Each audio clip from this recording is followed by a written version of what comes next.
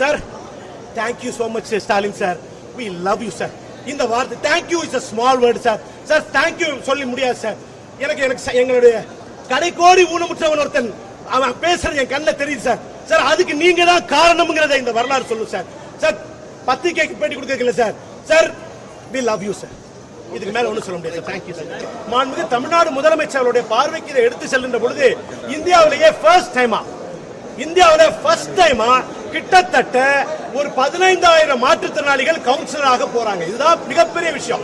Community எலெக்ஷன்லயே நிக்காம community paste rehabilitation, அதாவது அவர்கள் வாழுகின்ற இடத்திலேயே மறுவாழ்வு கொடுக்க வேண்டும்.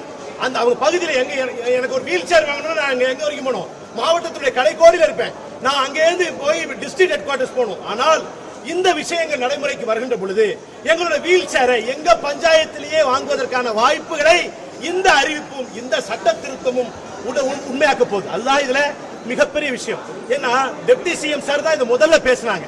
மாற்றுத்திறனாளிகளுக்கான சட்டம் அவங்களுடைய முதல் பேச்சிலேயே மாற்றுத்திறனாளிகளுக்கு உள்ளாட்சி அமைப்புகளில் பங்கேற்பு கொடுக்கணும் அப்படின்னு. இப்ப ஊராட்சி ஒன்றியம், மாவட்ட பஞ்சாயத்து, நகராட்சி, மாநகராட்சி இத்தனை இடங்களிலும் மாற்றுத்திறனாளிகள் தேர்தலில் நிற்காமலேயே ஒரு மாற்றுத்திறனாளி அந்த நகரத்தின், கிராமத்தின், பஞ்சாயத்து ஒன்றியத்தின், மாவட்ட பஞ்சாயத்தினுடைய ஒரு உறுப்பினராக எங்க ஊனமுற்றோருக்கு ஒரு பாத்ரூம் கட்டுங்க, நீங்க கல்யாண மண்டபம் கட்டுறீங்க, அதுல எங்க மாற்றுத்திறனாளிகள் போற மாதிரி இருக்கணும் அப்படின்னு பேசுறதுக்கு ஆட்சி அதிகாரங்களில் எங்களுடைய குரல்கள் ஒதுக்க போதுங்கிறது எவ்வளவு பெரிய விஷயம்.